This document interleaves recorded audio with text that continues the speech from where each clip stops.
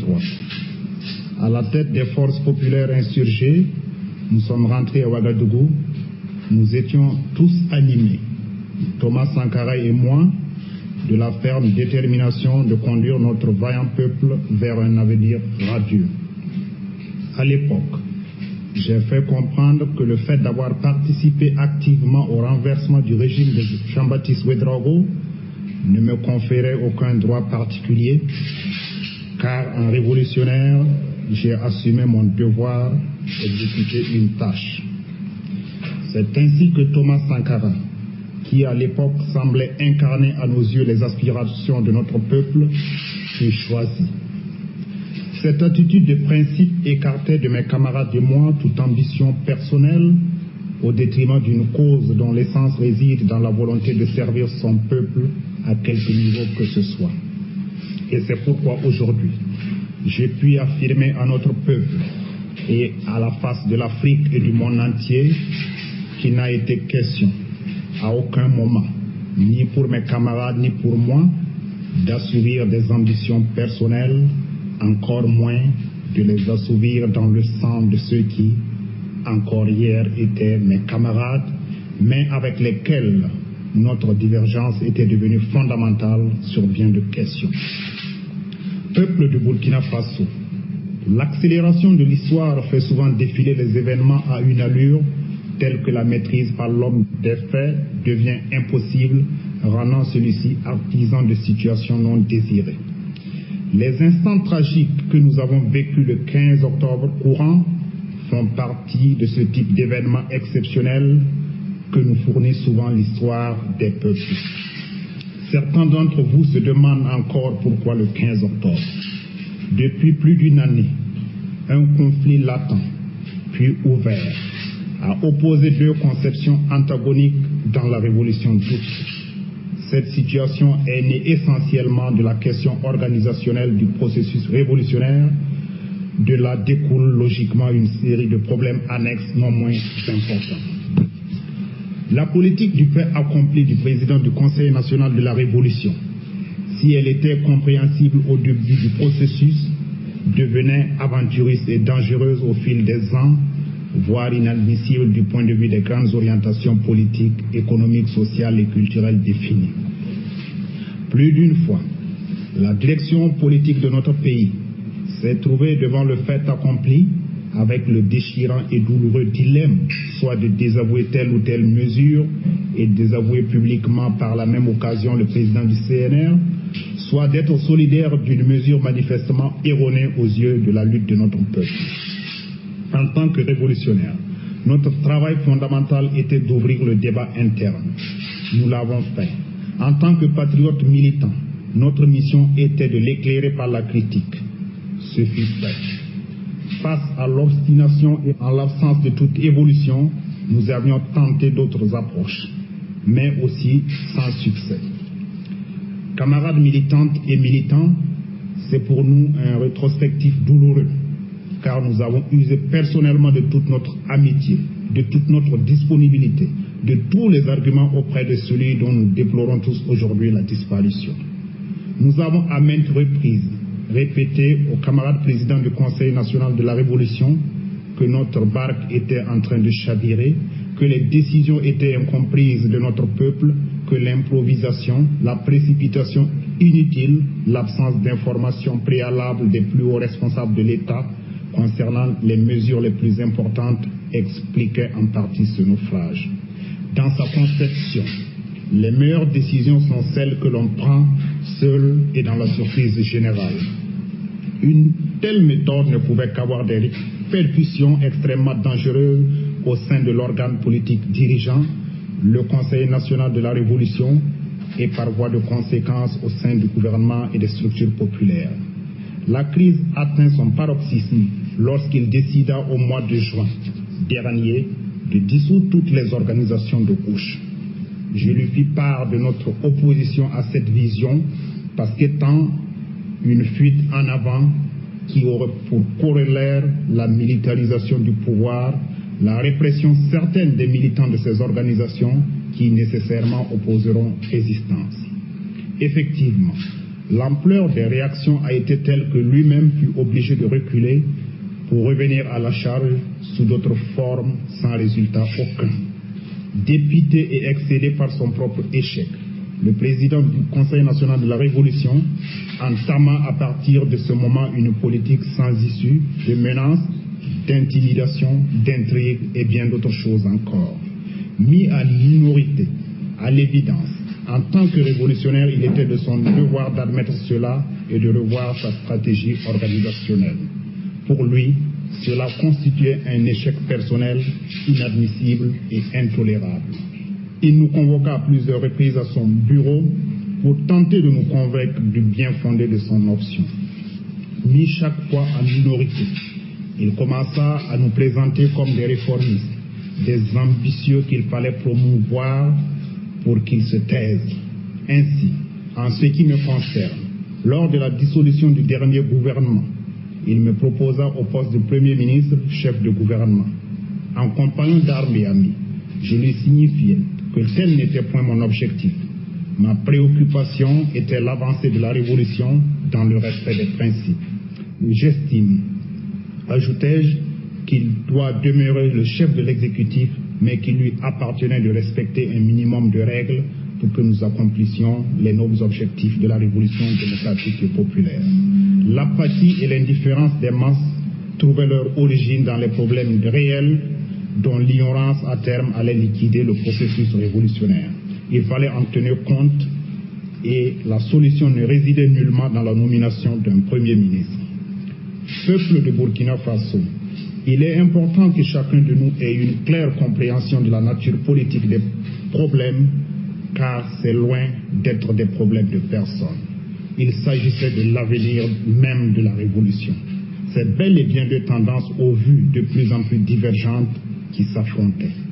La tendance du débat démocratique pour l'avancée radieuse de la révolution d'août, la tendance de la bureaucratisation, de la militarisation et de l'affirmation d'un pouvoir personnel.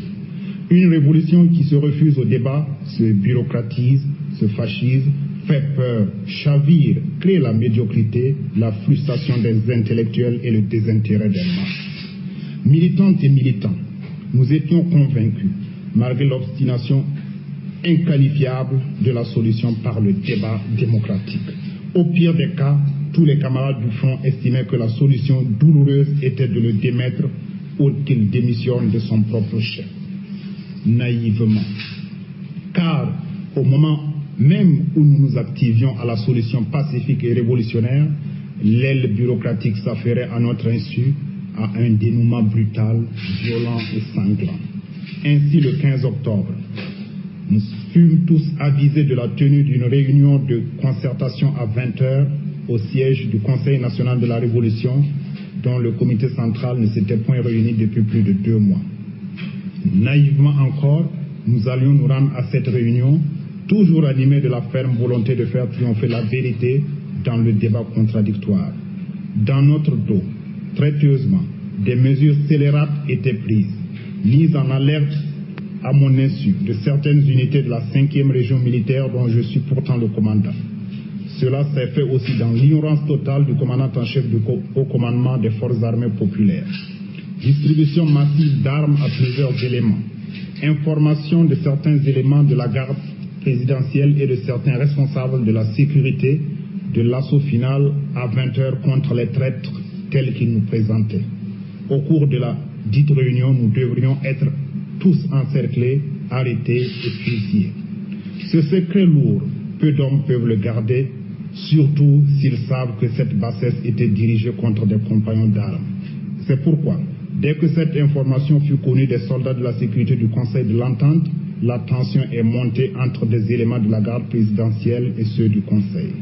Cette tension n'a pu être apaisée lors de la réunion du 15 octobre au matin, réunion organisée par le responsable de la sécurité du Conseil.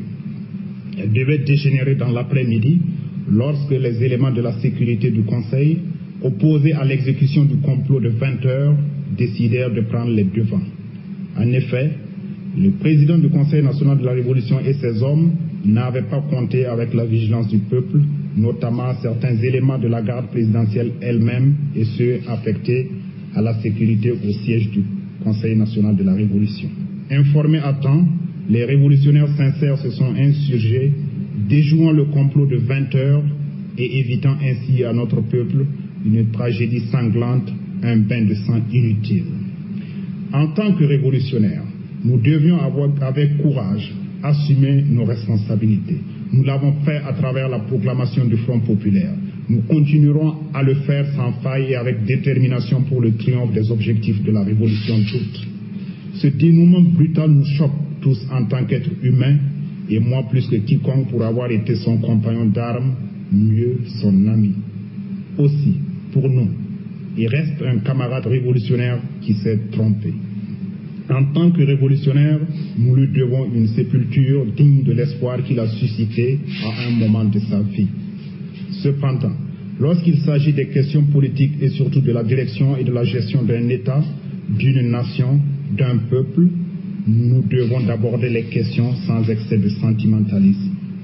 Le refus obstiné de tout débat démocratique, le pouvoir personnel et l'absence de toute critique avaient fini par rendre l'homme incontestable et incontesté. Pour nous, cette méthode de travail a eu 3 conséquences principales et fatales pour le processus révolutionnaire. Le développement d'un arrivisme indécent, chacun voulant plaire au chef, le flattant bassement et finalement le conseillant à l'élimination de tous ceux qui apparaissaient comme des obstacles à ces méthodes de direction étouffantes, c'est-à-dire les révolutionnaires conséquents.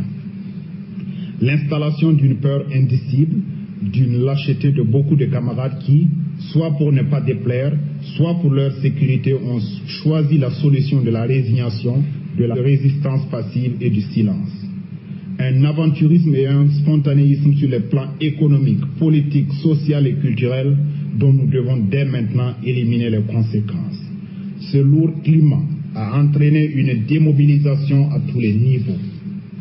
Militantes et militants de la révolution démocratique et populaire, le mouvement de rectification du processus révolutionnaire que dirige le Front populaire a donc été favorisé par les événements du 15 octobre 1987.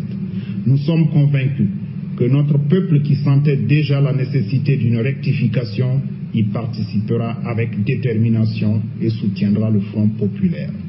Cette révolution, il faut le dire, avait fini par ne plus exister que dans le discours, vidant ainsi les structures insurrectionnelles de leur contenu. C'est pourquoi il faut travailler à y faire renaître la révolution, afin qu'elle puisse jouer pleinement le rôle qui leur est dévolu. Aujourd'hui, plus que jamais, nous devons donner une vie démocratique à nos structures par la pratique de la critique et de l'autocritique, des débats larges et démocratiques et dans le respect du centralisme démocratique sous la direction du Front populaire, organe dirigeant suprême.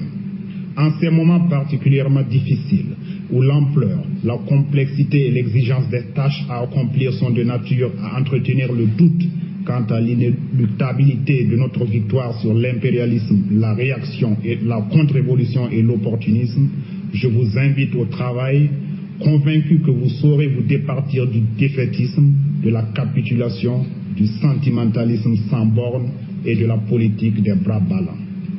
Les besoins de notre peuple sont immenses et aucun peuple n'a pu construire son bonheur sans payer le prix correspondant. Pour coordonner nos efforts et les rendre les plus rentables possibles, le Front populaire va bientôt publier un programme d'action rédigé à partir du bilan critique des 4 années de révolution. Au nom du Front populaire, je lance un appel aux ouvriers, paysans, soldats, intellectuels révolutionnaires, démocrates et patriotes du Burkina, à toutes les organisations révolutionnaires et patriotiques, à toutes les organisations de masse révolutionnaires et démocratiques, CDR, UFB, UNAP, syndicats, organisations de jeunesse, etc., pour qu'elles participent activement à la tâche de rectification, d'approfondissement du processus révolutionnaire et à l'œuvre de construction de notre patrie. Au nom du Front populaire, je réaffirme notre solidarité avec tous les peuples, les nations et pays en lutte pour leur liberté, leur indépendance et leur souveraineté nationale. Notre soutien au principe du non-alignement et de la coexistence pacifique avec tous les États à systèmes socio-économiques différents. La patrie ou la mort, nous vaincrons.